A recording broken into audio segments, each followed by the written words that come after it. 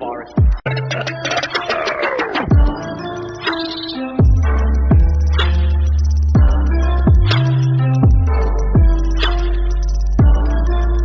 Viewers आदाब, हियाज Mohammad show में आपका एक बार फिर इस्तकबाल है। आज हम फिर दोबारा कोरोना वायरस के ऊपर थोड़ा सा डिस्कस करना चाहेंगे। हमारे साथ जो इस वक्त मेहमान हैं यहाँ पे मेरे एक्सट्रीम एंड पे हैं डॉक्टर वहीद खावर बलवान, जो एक मानी हुई शख्सियत हैं डोडा के। ये गवर्नमेंट डिग्री कॉलेज भद्रवा में इस वक्त पोस्टेड हैं। तो उनके साथ में बैठे हैं डॉक्टर वलीद खावर, जो जीएमसी डोडा यानी गवर्नमेंट मेडिकल कॉलेज डोडा में पोस्टेड हैं और पब्लिक हेल्थ स्पेशलिस्ट हैं। मतलब इनका जो काम करने का दायरा है वो थोड़ा सा बड़ा है। ये सिर्फ खाली पेशेंट को देख के दवाई देने का दायरा नहीं, इनका काम करने का दायरा ज़रा वसी है। तो इन दोनों हजरात से हम बात करेंगे। पहले मैं डॉक्टर वहीद खावर साहब से पूछना चाहूँगा कि कोरोना वायरस, हर कोई आज किसी की ज़बान पे कोरोना वायरस है, तो मैं जानना चाहूँगा कि इस वायरस का ओरिजिन क्या है, बेसिकली ये वायरस होता क्या है। देखिए, अगर हम वायरस की बात करेंगे तो जो वायरस एक टर्म है, ये एक लैटिन वर्ड से निकली है और उसका मतलब ही है पॉइजन। जी। जो वायरस एक लफ्ज़ अगर हम देख लेंगे तो वायरस बेसिकली एक एजेंट है जो रिस्पॉन्सिबल है डिजीज़ के लिए, कोई बीमारी कॉज करने के लिए। और सबसे बड़ी प्रॉपर्टी इसकी ये है कि आप ये बाहर भी ग्रो कर सकता है, बॉडी के अंदर भी ग्रो कर सकते हैं, जिसे हम कहते हैं कि लिविंग प्रॉपर्टीज भी हैं और नॉन लिविंग प्रॉपर्टीज भी हैं। बॉडी के अंदर जब जाएगा तो वहां पे ये अपनी असली ग्रोथ शो करता है, लेकिन जब बॉडी के बाहर है वहां पे ये लाइव कंडीशन में रहता है, लेकिन अपनी वो जो डिवाइड या कोई ग्रोथ नहीं होती है, लेकिन जिंदा रहता है। जी, मतलब सिंगल होता है, सिंगल है, वहां पे जिंदा रहता है। लेकिन जिस टाइम ये बॉडी के सेल्स के अंदर चला गया तो वहां पे ये डिवाइड करना स्टार्ट होता है, अपना नंबर बढ़ाना स्टार्ट करता है। जी। और वायरस का जो हिस्ट्री अगर हम देखेंगे तो एक टोबैको प्लांट, वहां से मतलब निकला है। पहले देखा गया 1826 में, नहीं, इट वाज समथिंग इन 1892। अच्छा। 1892 में एक माइक्रोबायोलॉजिस्ट थे दिमित्री इवानोस्की जी, तो वो टोबैको प्लांट्स पे काम कर रहे थे। तो उन्होंने वहां से उस टोबैको प्लांट का एक सैप, जिसे आप रस कहते हैं, वो ले लिया। तो उसको फिल्टर किया। फिल्टर के लिए उसने यूज किया था कि जो हम बैक्टीरिया को फिल्टर करने के लिए पेपर वगैरह यूज करते थे, लेकिन फिर वो रस या जो सैप था उसने फिर से नए टोबैको प्लांट्स में उसने इंजेक्ट कर दिया। तो उसने देखा कि उसमें वो डिजीज हो रही है फिर से। तो वहां से उसने ये निकाला, हिस्ट्री ये आई कि कुछ ना कुछ ऐसी चीज है जो बैक्टीरिया नहीं है, बैक्टीरिया के अलावा कोई और चीज है जो डिजीज के लिए रेस्पॉन्सिबल है। फिर ये कोई 1898 की बात है जब बेजरिंग आया, मार्टिनस बेजरिंग, उसने टर्म दी वायरस। तब तक हम यही समझते थे कि ये भी कोई बैक्टीरिया का ही एक प्रोडक्ट है, लेकिन उसके बाद जो एग्जैक्ट 1898 में हमें ये पता चला कि ये टर्म जो है वायरस ओरिजिन हुई। और जो पहला वायरस था वो टोबैको मोज़ेक वायरस उसको नाम दिया गया था, लेकिन वो इवानोस्की को ही क्रेडिट जाता है फाइनली। और उसके बाद ये स्टडी आगे चलती गई, इनका स्ट्रक्चर देखा गया और देखा गया ये कि कोई उतना बड़ा मॉलिक्यूल नहीं है, ये मतलब बैक्टीरिया से छोटा है। अगर हम एक साइज की बात करेंगे तो इसका साइज, जो नॉर्मल जो वायरसेस का साइज जो होता है वो 20 से 400 नैनोमीटर के दरमियान होता है। और जो आप इस टाइम हम जो कोरोना की बात कर रहे हैं ये भी कोई इसी 400 के लगभग में ही है। लेकिन वहीं पे अगर हम बैक्टीरिया की बात करेंगे तो बैक्टीरिया का साइज 400 नैनोमीटर से स्टार्ट होता है। तो हम ये कह सकते हैं कि जो वायरसेस हैं ये स्मॉल हैं, ये छोटे हैं बैक्टीरिया से। लेकिन अब दोनों में डिफरेंस मेन ये है कि वायरस का हम ज्यादातर देखते हैं कि जब भी वर्ड वायरस आता है हम बोलते हैं बीमारी होगी, कोई ना कोई डिजीज होगी। लेकिन बैक्टीरिया का ये है कि कुछ आप में प्रॉब्लम भी क्रिएट कर सकते हैं, कोई जो है वो हमारे फ्रेंड भी होते हैं, कोई हार्मफुल है, कोई फ्रेंड, फायदा भी पहुंचा सकते हैं। तो एक प्लांट से इसका असल में ओरिजिन हुआ है टर्म वायरस का। लेकिन अब अगर जिस टाइम आप इस टाइम ज्यादा बात चल रही है कोरोना वायरस की, तो कोरोना वायरस बेसिकली ये कोई नई टर्म नहीं है, ये एक ग्रुप है वायरसेस का। जैसे इस टाइम आप पढ़ते हो कोविड-19, बेसिकली ये 2019 में इसका वो वजूद आया था। लेकिन 2019 में, लेकिन उससे पहले भी ये था, मतलब मिडल ईस्ट में ये था। उसमें किस फॉर्म में था ये, क्या था वो, मर्स था एक, उसमें मिडल ईस्ट रेस्पिरेटरी सिंड्रोम था, और एक और था वो सार्स, हाँ, सीवियर एक्यूट रेस्पिरेटरी सिंड्रोम, तब ये उसमें भी आया था, लेकिन उतना वो मतलब उस टाइम भी बड़ा ये डेंजरस था, लेकिन उतना वो मॉर्टैलिटी या किलिंग पावर, जो उसको हम केस फर्टिलिटी रेट बोलते हैं, कि उसमें कितनी क्षमता है एक डिजीज को फैलाने की, या मतलब पेशेंट को सीवियरिटी या सिक करने की, तो वो इस मतलब ऐसे मान सकते हैं इतना एग्रेशन उस वक्त नहीं था इसमें जितना इस टाइम हुआ। मतलब मान लो ये दूसरी फॉर्म में आ गया, थोड़ा सा ताकतवर बन के। और इसमें देखो सबसे इसलिए ये इस फॉर्म में इस टाइम इसकी ज्यादा अवेयरनेस इसलिए चल रही है। उस टाइम हम बोलते थे कि ये सिर्फ ज़ूनोटिक डिजीज है, मींस एनिमल से ह्यूमंस में, लेकिन अब हमें ये पता चल रहा है कि ये ह्यूमन टू ह्यूमन में ट्रांसमिट है, इसलिए अब इस पे इतना ज्यादा ह्यूमन क्राइम हो रहा है। नहीं, जो आज तक जो वायरसेस आए जिनका आपने नाम लिया, तो हमने देखा कि इतना जो आप अभी अब फरमा रहे थे कि इतना ज़्यादा कुछ ह्यू एंड क्राई नहीं था, तो आज इतना ज़्यादा क्यों हो रहा है? वो इसका रीज़न मैंने आपको यही दिया ना कि पहले हम बोलते हैं कि एनिमल से सिर्फ ह्यूमंस में आ रही हैं, जैसे जो मतलब कोरोना से पहले जितने भी वायरसेस आए, बेसिकली कोरोना जो है एक फैमिली है, ये ग्रुप ऑफ वायरसेस है, सिंगल वायरस नहीं है। जैसे इस टाइम जो आ रहा है वो कोविड-19 है, इससे पहले मर्स आया, इससे पहले वो सार्स आया, वो भी थे। सार्स का ये कहते थे कि वो कैमल से ह्यूमंस में आया, और जो मर्स था वो सिविट कैट से ह्यूमंस में आया। उसके लिए हम वर्ड यूज करते हैं ज़ूनोटिक, जो एनिमल से ह्यूमंस में आया। कोविड इसलिए ज्यादा अब इम्पोर्टेंस गेन कर रहा है क्योंकि इसमें ये देखा गया आया तो ये भी कहां से, एनिमल से ह्यूमंस, लेकिन अब ये ह्यूमन टू ह्यूमन ट्रांसमिट हो रहा है, ट्रांसमिशन, जिसके लिए हम बोलते हैं कि ये कंटेजियस ज्यादा हो रहा है। तो ये इसकी ट्रांसमिशन ह्यूमंस टू ह्यूमंस हो रही है, इसलिए अब इस पे ज्यादा वो ह्यूमन क्राइम मच रहा है। मतलब अभी तक कंफर्म है कुछ, अभी तक कुछ मतलब ऑथेंटिक हम कह सकते हैं कि ये वायरस कहाँ से आया? देखिए, अगर हम हिस्ट्री देखें, अभी जो लेटेस्ट स्टार्ट, तो ये इतना तो श्योर है कि अगर हम रिसर्च देखें या वर्ल्ड हेल्थ ऑर्गेनाइजेशन जो मदर बॉडीज है, जो गाइडलाइन करती है, देखा जाए तो ये वही है जो उन्होंने कहा था कि ये चाइना से निकला। बेसिकली ये 1 दिसंबर से स्टार्ट हुआ था, जो हमारा मतलब पता होगा आपको कि वुहान जो जगह थी, यहाँ हुबे प्रोविंस था, तो वहाँ पर एक वो सी फूड मार्केट, या जहाँ बिकॉज जो चाइनीज़ पीपल है, दे आर वहाँ पर ज़्यादा वो एनिमल्स, वो डिफरेंशियल वैसा कुछ नहीं है, they love to eat this animal, beat snake और बीट बैट। तो उस मार्केट से क्या हो गया कि पेशेंट्स को एक निमोनिया होने लगा, निमोनिया किस्म का, मतलब निमोनिया अननोन ओरिजिन, मतलब पता ही नहीं लगने, अननोन इटियोलॉजी, जिसका कोई कॉज नहीं हो, तो वो होने लगा। और वहाँ पर मतलब डॉक्टर्स के पास डॉक्टर ली थे, मतलब दिस इज एज पर जो हमारा ये डेटा है, तो रिकॉर्ड जो ही होने लगे, निमोनिया ऑफ अननोन इटियोलॉजी लिखना लगा, पता ही नहीं चलने लगा कि इसमें वेदर इट इज़ बैक्टीरिया और क्या है, वायरल है, क्या हो गया।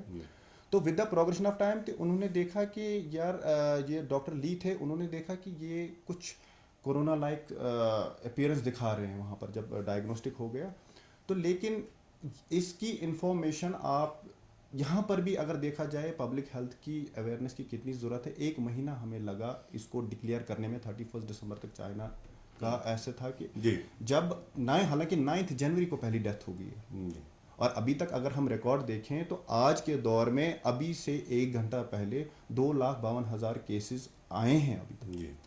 और इसमें अगर देखा जाए 4 कंट्री जो है मेन, पहले एपिसेंटर चाइना था, फिर इसके बाद अभी जो है यूरोप में, मिड यूरोप में है, और उसमें भी अगर देखा जाए हमारा इटली है, हमारा स्पेन है, या मिडिल ईस्ट में आपका ईरान भी है वहाँ पर। तो कहीं ना कहीं से मोर देन 122 कंट्रीज इसको इन्वॉल्व है। लेकिन मैं बोल रहा हूँ कि एपिसेंटर ज़्यादा केसेस कहाँ हो गए, जहाँ ये अभी मैं बात कर रहा था आपको 2.5 लाख केसेस सुबह में देख रहा था 2,46,000 है, और अभी का अपडेट जो है वर्ल्ड हेल्थ ऑर्गेनाइजेशन का वो 2,54,000 है। तो उसमें भी 10,500 की डेथ हुई है अभी तक। तो लेकिन यहाँ पर आप सुन रहे होंगे यार डेथ हो गई, मतलब, लेकिन यहाँ पर एक अच्छी बात और है कि 90,000 केसेस जो है वो ठीक हो गए, क्योर हो गए, मतलब वो क्योर हो गए। और रही बात अभी जो है केसेस, 1.5 लाख के केसेस जिनमें केसेस है, उसमें से भी जो डेटा दिखा रहा है 1,25,000 1,40,000 केसेस जो हैं, ऑलमोस्ट 95% देखा जाए तो माइल्ड सिम्टम्स है। तो लेट्स प्रे कि वो भी रिकवर हो जाए, और उसमें से जो है 5% केसेस जो है 5 से 6,000 के बीच में जो है वो क्रिटिकली इल है।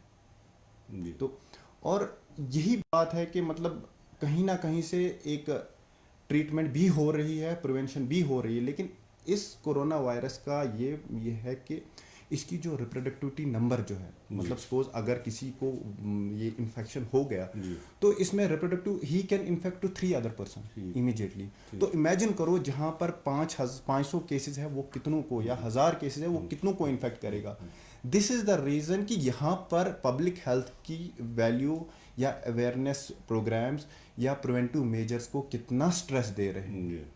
वो आपने भी अभी तक तो मुझे लग रहा है कि ऑलमोस्ट 70 to 80% पब्लिक को पता चल गया होगा कि वी हैव टू मेंटेन जो हाइजीन है। चलो इस पे अवेयरनेस वगैरह पे आएंगे हम दोबारा, लेकिन वही साहब आपसे पूछना चाहूँगा ये कैसे मतलब एस्टेब्लिश हुआ कि ये वायरस जो है ये वही पुरानी उसी फैमिली का है, पुराने जो वायरस आए थे उसी का, ये कैसे एस्टेब्लिश हुआ? एक टर्म आती है म्यूटेशन जी, मतलब बायोलॉजी में एक टर्म होती है म्यूटेशन, मींस कि चेंज जी, अब जैसे वायरस जो भी है या कोई भी आप माइक्रोब ले लीजिए, जी, इसमें क्या माइक्रोब्स की सबसे बड़ी प्रॉपर्टी ये होती है कि वो किसी भी एनवायरनमेंट में रह सकते हैं, मतलब सीवियर से सीवियर या हार्श से हार्श एनवायरनमेंट। जैसे सपोज हम ही ह्यूमन बीइंग एक पर्टिकुलर टेम्परेचर हम टॉलरेट कर सकते हैं, एक पर्टिकुलर मतलब जो विंटर का जो टेम्परेचर है हम वहाँ थोड़ा बर्दाश्त कर सकते हैं, उससे ज़्यादा नहीं।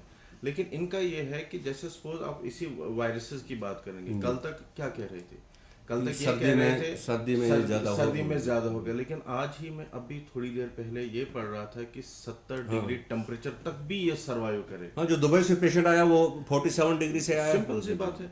तो दूसरा मैं ये पढ़ रहा था उसमें कि अगर आप इसको पूरी तरह बॉयल भी करोगे तो इट विल नॉट डाई।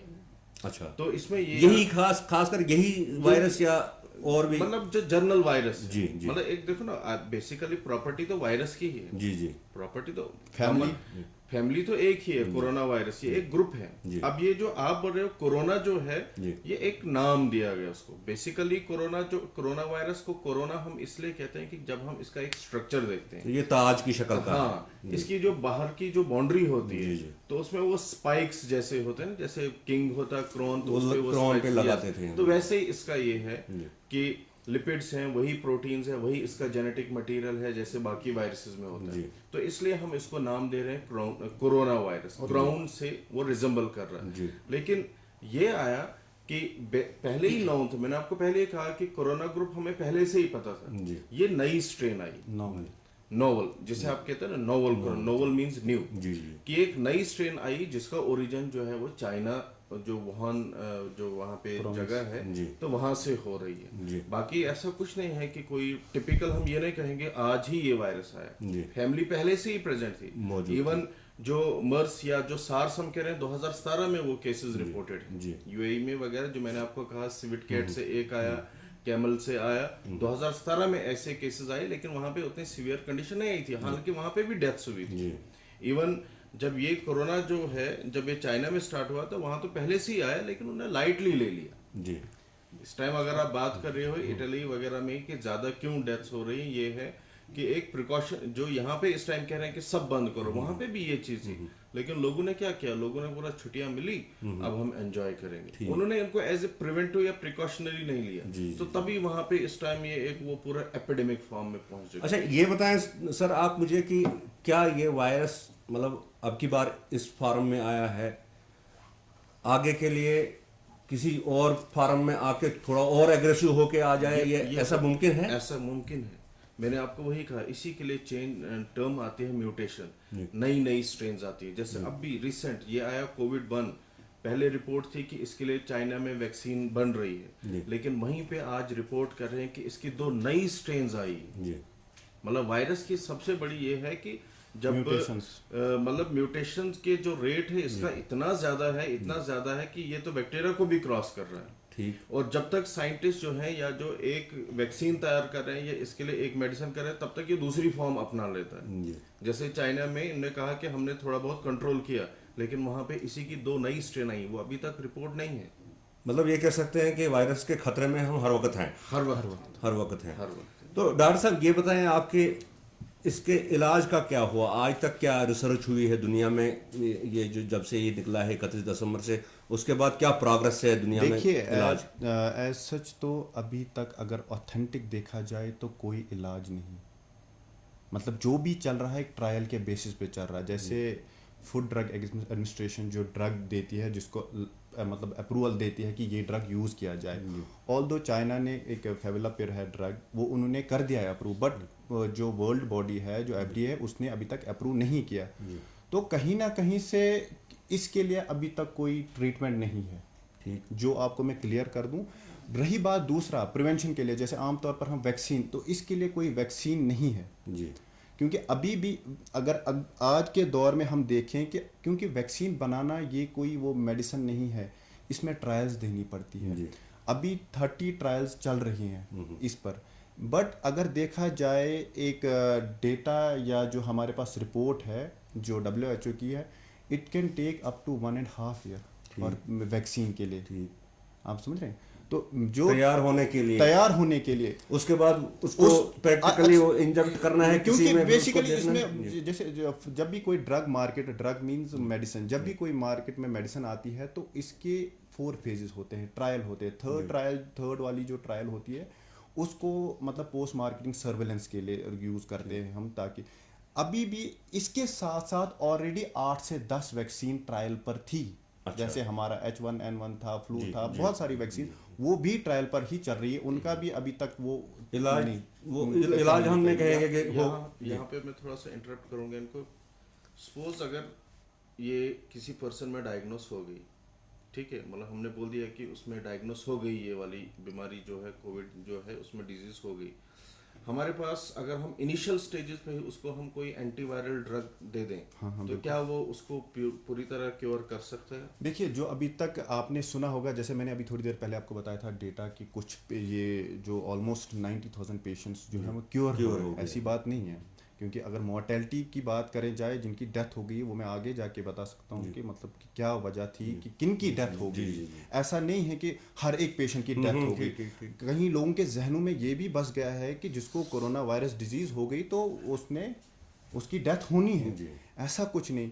अभी तक जो भी ट्रायल जो हमारा डेटा बता रहा है उसमें जो एंटीवायरल, जैसे डॉक्टर साहब ने अभी थोड़ी देर पहले बताया था ये वायरस है जी, तो ऑब्वियसली जब ये एंटी वर्ड लगता है तो दैट मीन उसके अपोजिट में लगता है जी, वो फिर बैक्टीरिया हो या वायरस हो। तो एंटीवायरल ड्रग्स जो है वो दे रहे हैं क्योंकि ऑलरेडी इस फैमिली के ग्रुप के बहुत सारी मेडिसिन थी, अच्छा, तैयार हो गई थी, मतलब जो चल रहे थे। डॉक्टर साहब ने अभी थोड़ी देर पहले आपको बताया कि म्यूटेशंस आती रहती हैं, जैसे इन्होंने बताया था वो सार्स, नहीं ना, इससे पहले जो थे हाँ, उनका, जैसे डॉक्टर साहब ने अभी थोड़ी देर पहले आपको बताया कि सीवियर एक्यूट रेस्पिरेटरी सिंड्रोम जो सार्स बोलते थे उसको, या फिर मर्स जो मिडल ईस्ट जो सऊदी अरेबिया में हुआ था, वो कैमल के मिल्क से होता था।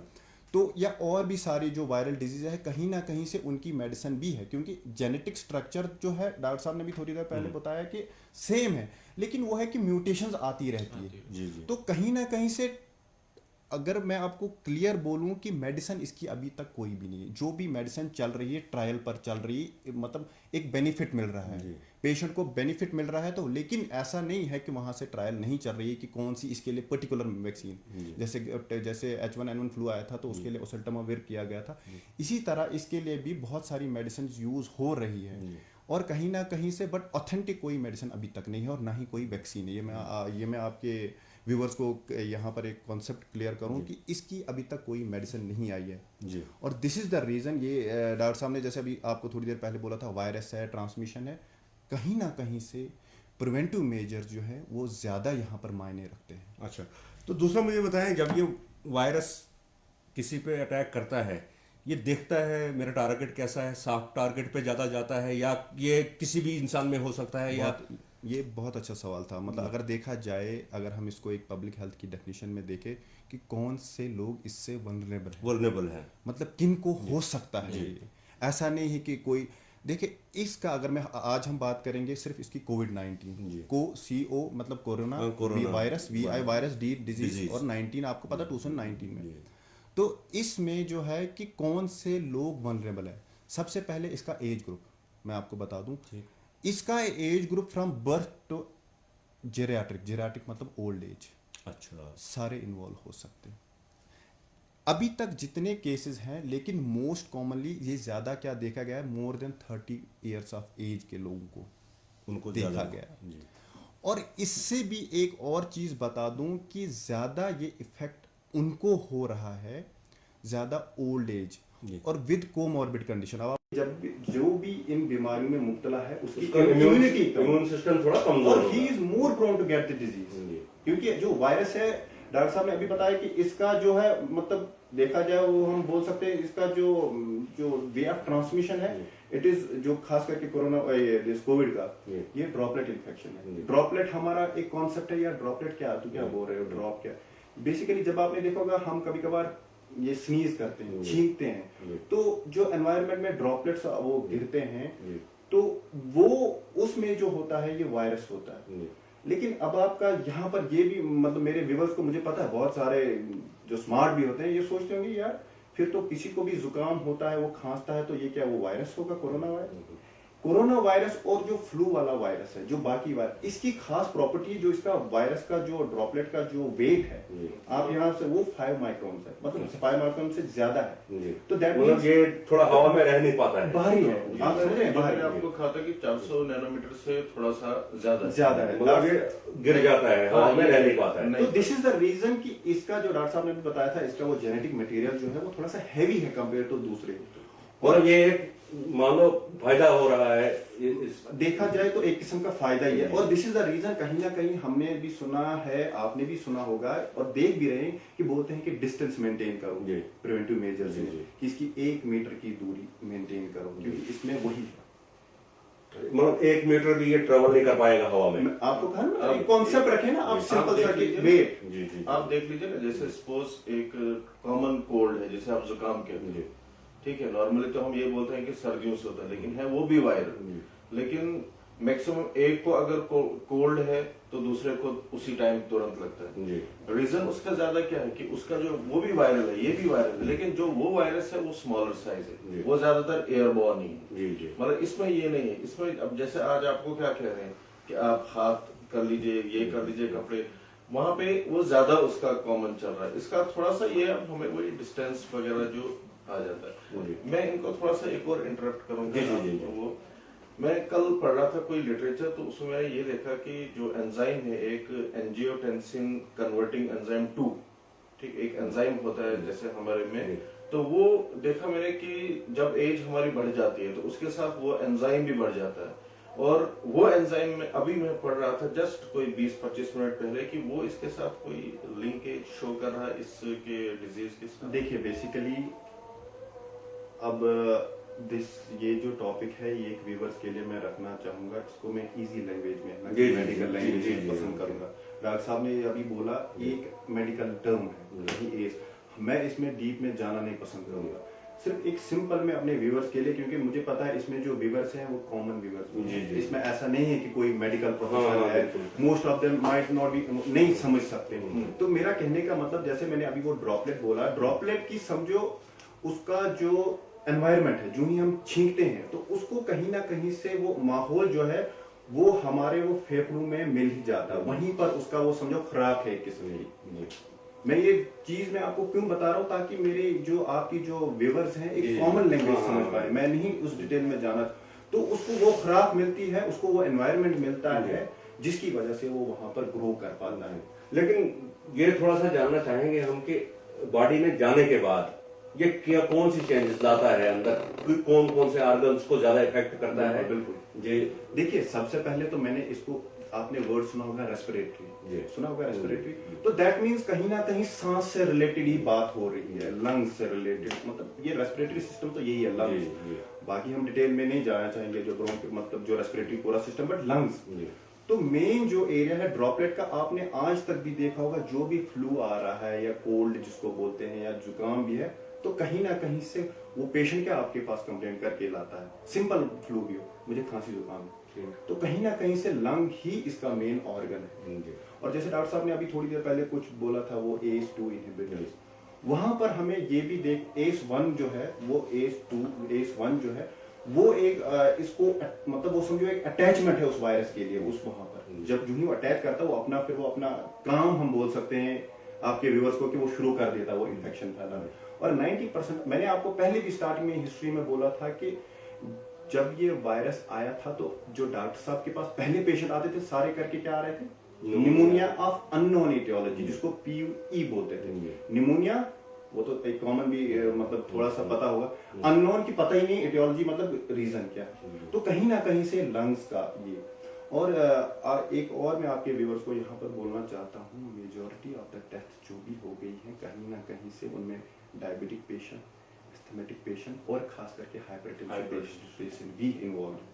मतलब ये वो जो इम्यून सिस्टम थोड़ा वीक है उसमें बेसिकली। और एक लेटेस्ट रिसर्च है कि हाइपरटेंशन में बहुत सारी मेडिसिन जो होती हैं वो आपकी मतलब किसी चीज पर वो एक्ट करती हैं जिसकी वजह से आपका प्रेशर रुक जाता है। मैं उसमें भी नहीं डिटेल जाना चाहूंगा, लेकिन उसके मतलब उसके इन्वॉल्वमेंट के जो उसको वो कम करते हैं ताकि उसका प्रेशर कम हो जाए, कोई मतलब कहीं रोकते हैं वो, तो जो दूसरी उसमें चीज होती है जिसको ACE1 बोलते हैं, जैसे ACE2 इनहिबिटर होता है, बहुत सारी दवाएं, तो वो वहां पर वो कम हो जाता है। अच्छा, मतलब 2 कम कर दिया लेकिन ACE1 जो है वहां से इंक्रीज होगा, तो वो एक एनवायरनमेंट बना रहा है उसके लिए।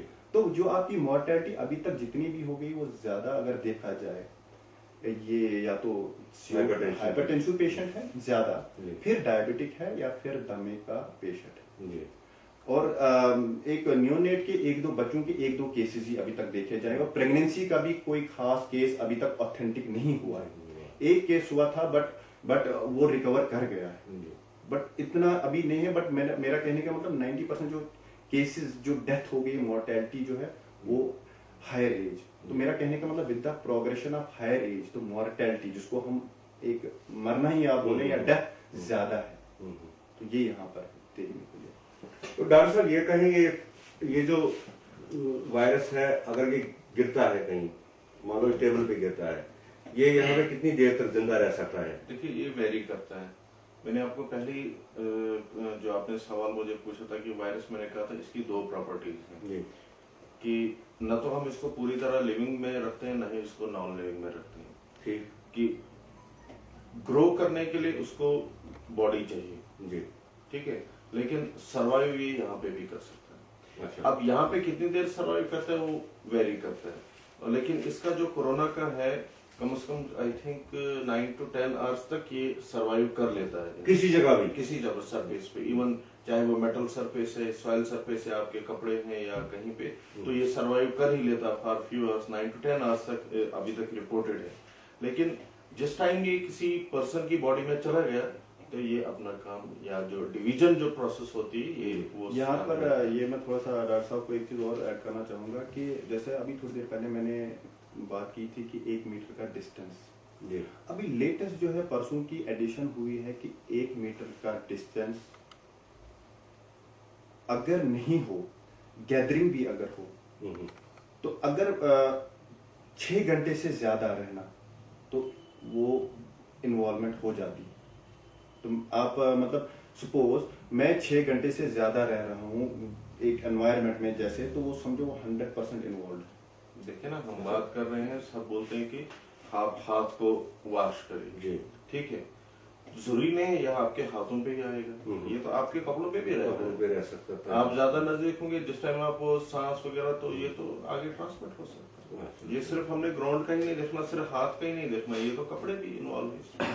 तो डॉक्टर साहब ये बताएं, अभी तक जो प्रिवेंटिव मेजर्स ले रहे हैं, मतलब एडमिनिस्ट्रेशन की तरफ से रात को स्प्रे भी हुआ, कहाँ तक आप सेटिस्फाई हैं इससे कि ये बेटर इसका आंसर देंगे क्योंकि इनका खुद का ये देखिए नहीं, इनका तो ये तो कहेंगे कि ये यही है इसका बस ये नहीं मेरी बात सबसे बढ़िया कहीं पर जो आपका है, लेकिन मुझे जहां तक लगता है, देखो वो एक एडमिनिस्ट्रेशन जो है अपने लेवल पर कर रहे हैं, बट हम क्या कर रहे हैं, जो हम क्या अप्लाई कर रहे हैं उसके लिए। अब ऐसा नहीं है कि मैं वहां जी मेडिसिन निकली तो मैं मेडिसिन लेना शुरू कर दूं, मैं इन्वॉल्व हूं या नहीं हूं।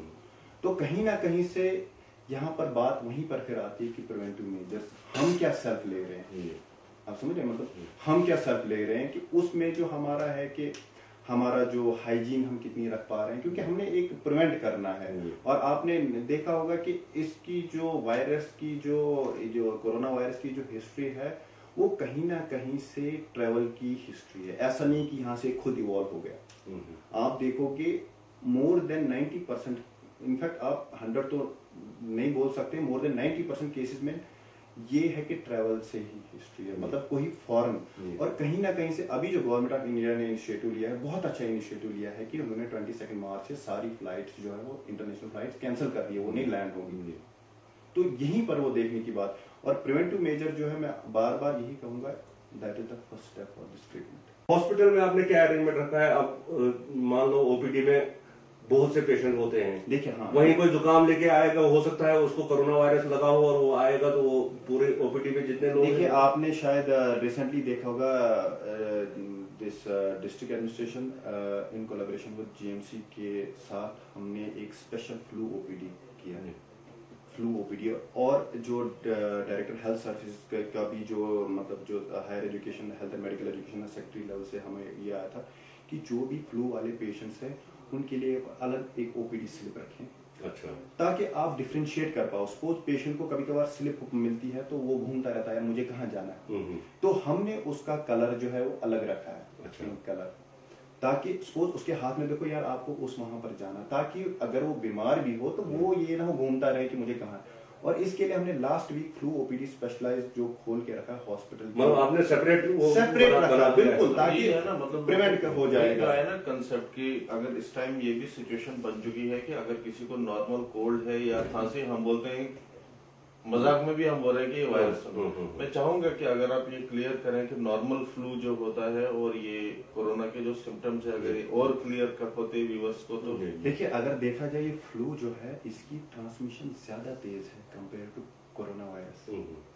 कहीं ना कहीं से सपोज मैं प्लेन में बैठा हूँ, किसी ने खांसी की, मतलब उसको फ्लू है, दैट जो फ्लू वाले सिम्टम्स जो सपोज मैं बोर्ड करके मैं लैंड कर गया, मुझे 24 से 48 घंटे के अंदर उसमें वो सिम्टम्स आ जाते हैं।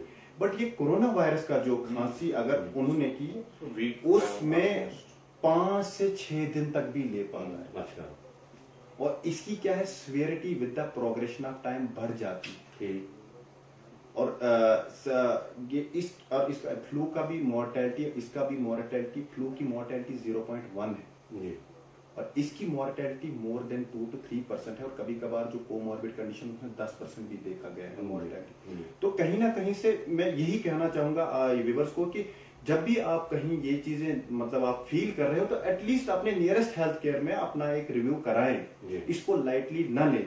मैं ये नहीं कहूंगा कि उनको वो कोरोना वायरस है, बट कोई भी फ्लू हो सकता है वो, क्योंकि वायरल है, सो उसके से एक इम्यूनिटी भी वीक होती है। तो बेटर है कि एक हेल्थ केयर आपके स्पेशलिस्ट, मतलब अल्हम्दुलिल्लाह आज का अगर डोडा का दौर देखा जाए तो बहुत सारे स्पेशलिस्ट आपके पास है, आप बिल्कुल अवेल कर सकते हो। और वो अब हॉस्पिटल में 24 आवर अवेलेबल होते हैं। डॉक्टर साहब कुछ ऐसा कुछ जो रह गया हो आप कहना चाहेंगे? नहीं, फिलहाल नहीं। मैं चाहूंगा कि इस टॉपिक पे फिर से डिस्कशन हो, क्योंकि और इसमें कोई रिसर्च भी चल रही है तो वो भी हम कहीं नेक्स्ट इशू या नेक्स्ट एपिसोड जो होते हैं इसमें फिर से, ताकि हम एक पब्लिक को और इन्फॉर्मेशन। फाइनल में जो वर्ल्ड हेल्थ ऑर्गेनाइजेशन ने जो हैंड के वॉशिंग के स्टेप्स बताए हैं, मतलब उन्होंने उसमें एक छोटा सा एक तरकीब बताई है कि याद रखने की, कहीं भूल ना जाए। और वो इम्पोर्टेंट है कहीं ना कहीं से। अगर कोई गाइडलाइंस आती है मदर बॉडी की तरफ से, जो वर्ल्ड हेल्थ ऑर्गेनाइजेशन, तो वो एक बेहतरी की तरफ होती है। हैंड हाइजीन के जिसके जैसे स्टेप्स हैं कि हमारे जो स्टेप्स हैं उसको निमोनिक में रखा। निमोनिक मीन शॉर्ट टर्म में कहा गया कि सुमन, मतलब SUMAN, जो हर एक जगह भी कॉमन हो रहा है। ये मैं खुद I have been trained from this ना, जो हमारी थी ट्रेनिंग फॉर ट्रेनर्स, ये ऑनलाइन के थ्रू थी, minister health and family welfare के 10 दिन पहले किया था। तो सुमन इन्होंने कहा था कि हाउ यू शुड, सबसे पहले तो आप, मैंने पहले यही कहा आपको कि कोशिश करो साबुन, मतलब जो भी आपके पास डेटॉल है या कोई जेल है तो वॉश करो। If it is not available then sanitiser is easy and handy. हाँ, कभी कभार ट्रेवल कर रहे होते हैं तो वो उसके लिए ज्यादा, but hand wash is must. तो जो ही आप, और इसमें भी 20 to 30 सेकेंड्स का ध्यान रखना है कि बस इतने में हो जाना चाहिए। आपने सोप लिया तो मैंने आपको अभी कुछ नाम एक बताया था, सुमन जी, सुमन। S सीधा अपने हाथों को ऐसे करें, ठीक, सीधा ये हो गया, S सीधा, U ये उल्टा, ठीक, ये ठीक, फिर एम, ये मुट्ठी, मुट्ठी बना एम मुट्ठी, एम, SUM, और सीधा उल्टा मुट्ठी, SUMA, ए अंगूठा। फिर बचता क्या है? एन से नेल या नाखून, ये जरूरी है। और कहीं कभार जो ये वर्ल्ड हेल्थ और जो CDC है, सेंटर फॉर डिजीज कंट्रोल, जो अमेरिकन की गाइडलाइंस, वो बोलते हैं कि सुमन की कलाई ऐसे। लेकिन इसमें ये भी ध्यान रखना है, ये ना हो कि आपका टेप भी चल रहा है और आप धो रहे हो सुर के साथ, तो ये कहीं ना कहीं से 30 to 40 सेकंड में काम आपका हो जाना चाहिए। तो लास्ट पे ये बताएं जरा, मतलब किसी के पास साबुन नहीं है, खाली पानी से हाथ धोता है, क्या फर्क पड़ेगा? क्या अगर कोई ऐसा जरासीम है हाथ पे, वो निकल जाता है? डॉक्टर साहब ने अभी थोड़ी देर पहले आपको बताया कि इसका जो वायरस का है, अगर सपोज ये वायरस है, कि मतलब इसका क्या इफेक्ट है, सोप का कैसे यूज हो। न वो सही है, लेकिन मान लो किसी के पास नहीं है, देखिए मतलब अगर एक सिंपल पानी से हाथ धो रहे, कहीं ना कहीं से उसके पास फिर भी कुछ चीजें रहती है, यू कैन नॉट। और मैं आप पर ही ट्राई करना चाहता हूँ, मुझे आप ये बताइए कि आपने ये कितना अभी सुमन का ये किया प्रयोग, जरा आप व्यूअर्स को दिखाएं कि कितना ठीक आप कर सकते हैं। मतलब सीधे हाथ बिल्कुल हो गया एस सुमन भी, हाँ बिल्कुल यू हो गया उल्टा, करेक्ट, उल्टे हाथ जी। और उसके बाद आता है एम है मुट्ठी, गुड, मुट्ठी, मुट्ठी, ये हाँ, ये ऐसे मुट्ठी, बिल्कुल। हाँ।